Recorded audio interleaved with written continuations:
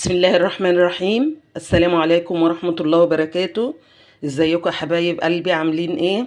يا رب تكونوا بخير. ادعوا لأهل فلسطين، ادعوا لهم ربنا يفك كربهم وينصرهم. أهل غزة وأهل فلسطين ادعوا لهم، ربنا معاهم وقلوبنا معاهم. النهاردة أنا هعمل لكم طريقة للبتنجان المخلل بدون نقطة زيت. هستعمل له ايه؟ البتنجان اهو، هغسله وهشيل الزعب بتاعه ده، تمام، واغسله كويس وهقول لكم هعمل فيه ايه. بس اعمل له ايه؟ الميه دي انا غلياها وسايباها تبرد، تمام. هستعمل له هريسه الفلفل الاحمر مع الثوم اللي انا عملتها معاكم قبل كده وشيلناها في الفريزر. بصوا كأنك لسه عاملاها دلوقتي حالا. بصوا الجمال، تمام. هستعمل له شويه خل، هستعمل له عصير ليمون، هستعمل له ملح فقط لا غير. خليكم معايا وصلوا على رسول الله. يا حبايبي انا غسلت البتنجان اهو، هبدا اعمل فيه ايه. افتحه كده، الميه بتغلي اهي بدون اي اضافات، وهحط فيها البتنجان اللي انا غسلته وفتحته كده من النص، تمام. خليكم معايا. بصوا يا حبايبي البتنجان اهو، هبدأ انشله من المية، تمام.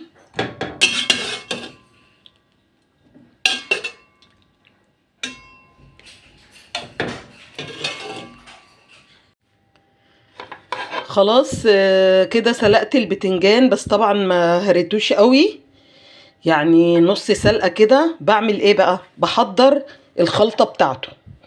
الخلطة بتاعته اللي هي عبارة عن ايه بقى؟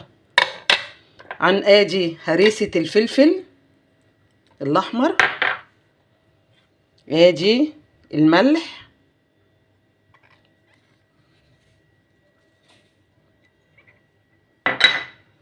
ادي الليمون،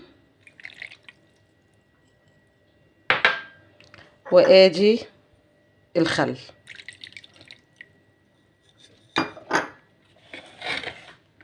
ابدأ اقلب كل ده مع بعضه كده. الله على ريحتها. يبقى دي عبارة عن ايه؟ عن فلفل احمر مع توم مع ليمون مع خل، تمام، مع ملح.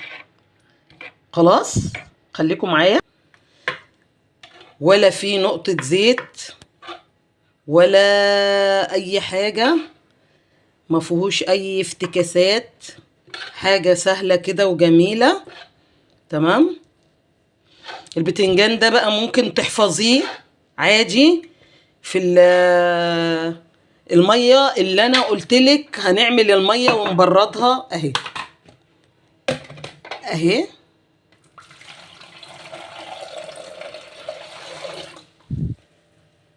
اهي دي المية اللي انا غليتها وسبتها تبرد.